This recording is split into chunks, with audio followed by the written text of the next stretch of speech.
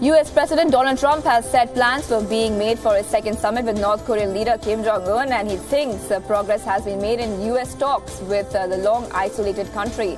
The U.S. President has said Secretary of State Nikki Mike Pompeo had very good talks with Kim over the weekend and that 3 or 4 locations were being considered for the two leaders' next summit.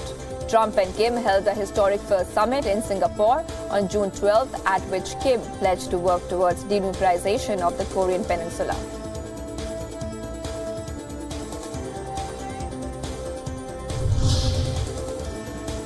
President Donald Trump has repeated his threat to impose tariffs on $267 billion worth of additional Chinese imports if China retaliates for the recent levies and other measures the U.S. has taken in this escalating trade war.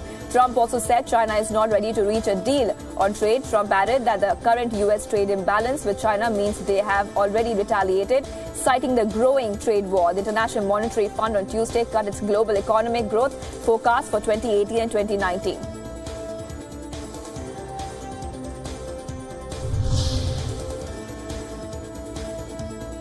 Hurricane Michael has strengthened to a Category 2 storm as it headed for the Florida Panhandle, where authorities ordered residents to get out of the harm's way ahead of life-threatening waves, winds and rains. Tens of thousands of people were told to evacuate coastal areas in at least 20 counties in Florida as the storm moved over the Gulf of Mexico, carrying winds of 100 miles per hour and disrupting oil production. Michael could grow to a Category 3 storm on the 5-step Saffir-Simpson scale before it makes landfall today.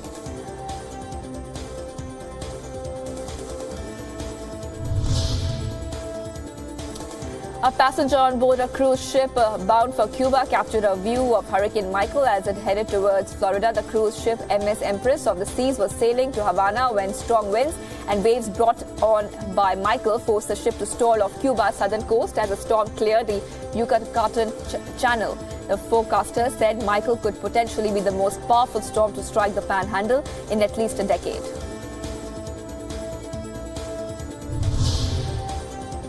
The U.S. ambassador to the United Nations, Nikki Haley, has resigned in what the President Donald Trump said to take a little time off. She became the latest in a long line of high-profile departures from the Trump administration. Trump said he had accepted Haley's resignation and would name her successor within 2 or 3 weeks. She will leave at the end of the year, appearing beside Haley in the Oval Office. Trump praised her and said he hoped she could come back to the administration. Haley is seen as a possible candidate for the 2020 U.S. presidential elections.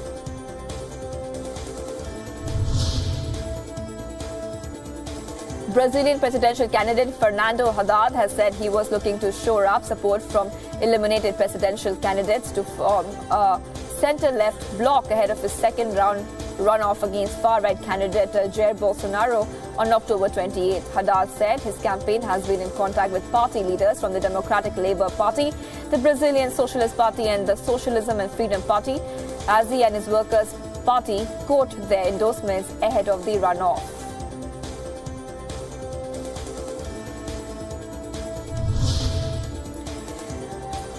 Thousands of people demonstrated in the streets of Paris to protest French President Emmanuel Macron's planned social reforms led by labor unions such as a hardline CGT.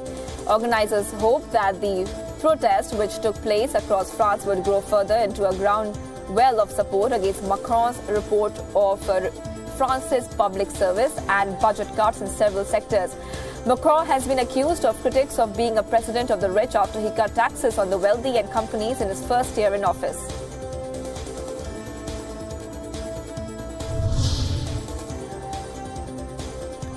The investigative website Bellingcat has said it would revisit its findings after it named the second of 2 Russians who Britain blames for the poisoning of former Russian spy Sergei Skripal and a military doctor for Russia's GRU intelligence service. Bellingcat, which covers intelligence matters, named him as Alexander Mishkin, aged 39. He was charged by Britain last month under the name of Alexander Petrov. British prosecutors charged Petrov and another man in absentia with attempted murder for the Novichok nerve agent attack.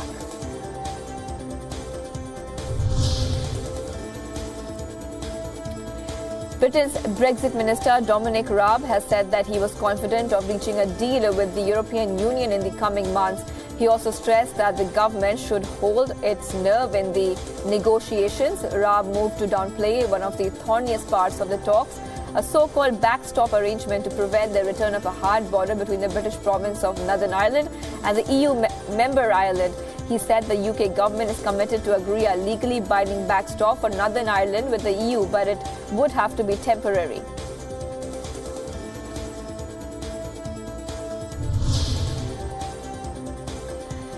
The leader of the Scottish National Party, Nicola Sturgeon, has said that the only solution to Scotland's Brexit problem is split from the UK. The Britain's 52 to 48% of 2016 vote to leave the European Union has put the four-nation United Kingdom at loggerheads. England and Wales voted to leave, but Scotland and Northern Ireland voted to stay. Sturgeon urged her supporters to be patient to win over new fans for independence. She also said she will make a decision about a new drive for secession once the terms of Brexit are clear.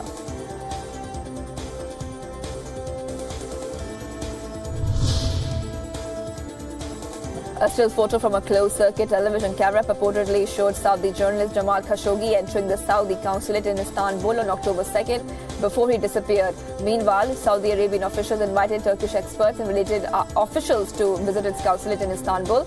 Turkey's foreign ministry said a search would be conducted there. Khashoggi was previously a prominent newspaper editor in Saudi Arabia and an advisor to a former head of intelligence.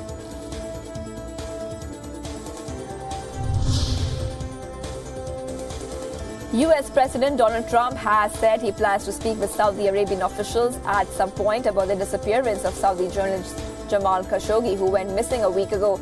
Trump said he does not know anything about Khashoggi's disappearance and that he had not yet spoken with Saudi officials about the situation. Khashoggi has not been heard or seen since he entered the Saudi consulate in Istanbul last Tuesday. Turkish officials have claimed the exiled Saudi journalist may have been killed inside the consulate.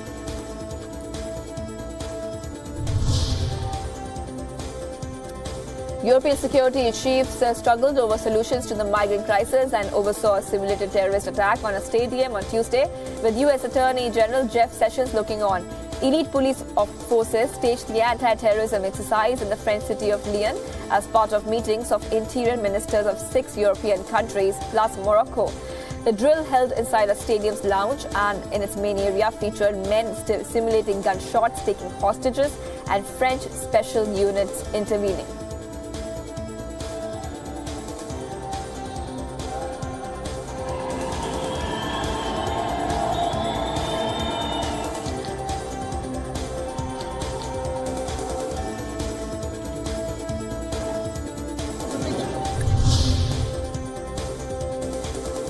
A 5.9 magnitude earthquake that struck Haiti on Saturday has killed 15 people, with hundreds of houses being destroyed. 4 people were killed in and around the town of Grossmont to the south, including a woman who died from a heart attack suffered after the quake.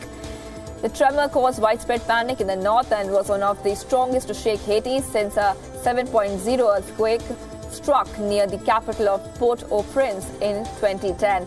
That quake killed tens of thousands of people.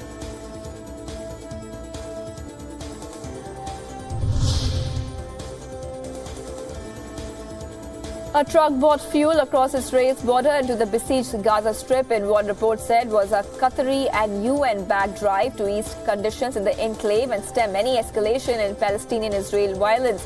The shipment was an embarrassment to the Western-backed administration of Palestinian President Mahmoud Abbas, who opposed the foreign relief plan. Gaza is controlled by Abbasi's rival, the Islamist group Hamas, and the Palestinian president has been using economic pressure in order to wrest back control.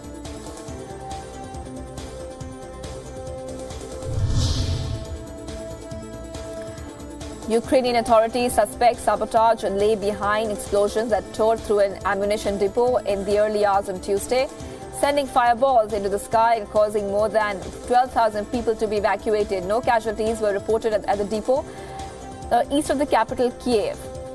Ukraine has in the past pointed the finger at Russia for such types of incidents, as relations between the two countries have plunged following Moscow's annexation of Crimea in 2014 and support for separatist forces in the Donbas region.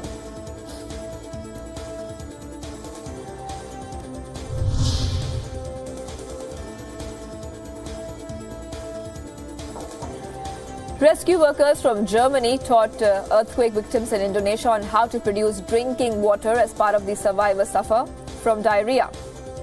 A Germany-based international search and rescue arrived in the area of the seaside city of Palu on the west coast of Sulawesi Island several days ago. Equipped with water purification system, Indonesia on Tuesday ordered independent foreign aid workers to leave the quake zone and said foreign groups with staff in the disaster area on Sulawesi Island should pull them out.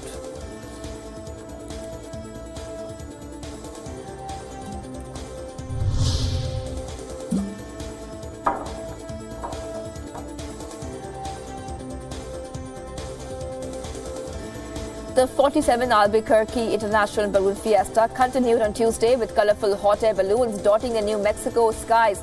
The event, which is running under the theme of Get Carried Away, began on Saturday, featuring daily laser light shows, various balloon flying competitions, and 5 morning mass sessions. This year's festival features more than 500 hot air balloons and pilots from all over the world. The Balloon Fiesta is the largest gathering of balloons and balloonists in the world.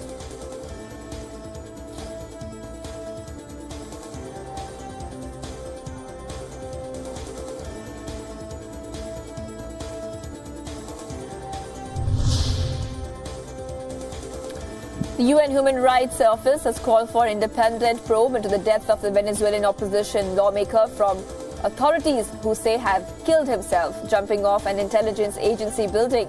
But the lawmaker's party alleged that he was murdered. Municipal lawmaker Fernando Albán was jailed last Friday for alleged involvement in the explosion of 2 drones during a military parade in August that was led by President Nicolas Maduro.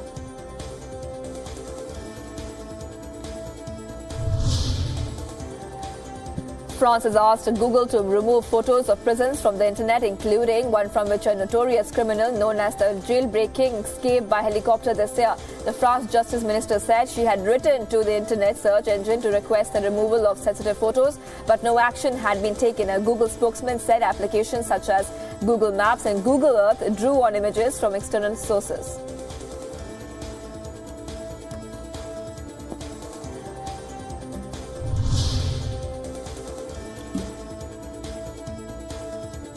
The Pakistani rupee plunged about 7% in an apparent central bank devaluation, while the stock market snapped a 6-day skid after the government said it plans to seek a bailout from the International Monetary Fund. The country's 5th devaluation since December, taking rupee losses to about 26%, had been expected as seen as a prerequisite for another IMF rescue package. In 2013, the IMF lent Islamabad $6.7 billion to Pakistan. It expected Pakistan will need a bigger sum this year to avoid a balance of payments crisis and stabilize a wobbly economy.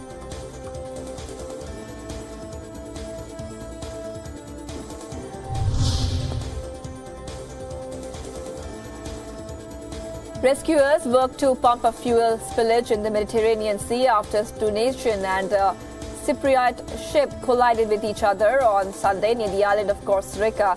No deaths or injuries were reported, and authorities said measures to deal with the spill were being undertaken by France, Monaco and Italy.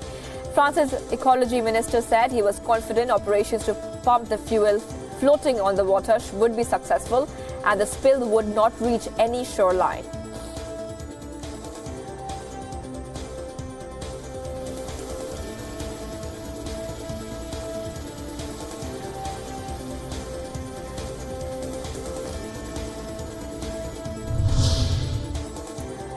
In India, the central government has sent experts to try to contain an outbreak of the Zika virus in the popular tourist destination of Jaipur in Rajasthan. 29 people in the city have tested positive. There is no vaccine to the virus, which can cause severe birth defects in the unborn children. Pregnant women in the area are being monitored by the National Health Mission, a body set up by the government to improve healthcare across the country. It's a third such outbreak in India, with the first in the western city of Ahmedabad in January 2017.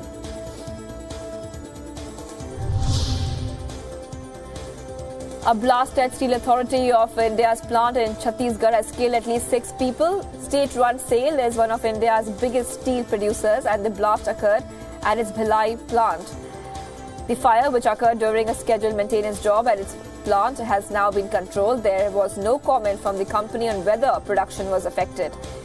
The steel plant is India's sole producer and supplier of rails for Indian Railways and a major producer of a large variety of heavy steel plates.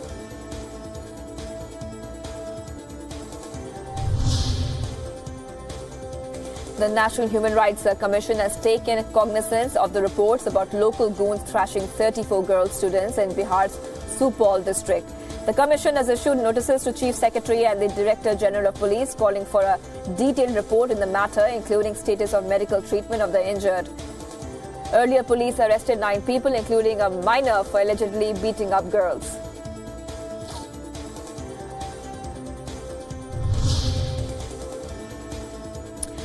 The third edition of Japan-India Maritime Exercise was carried out by the naval forces in the southern port city of Visakhapatnam. The exercise was aimed at improving interoperability and imbibe the best of the practices.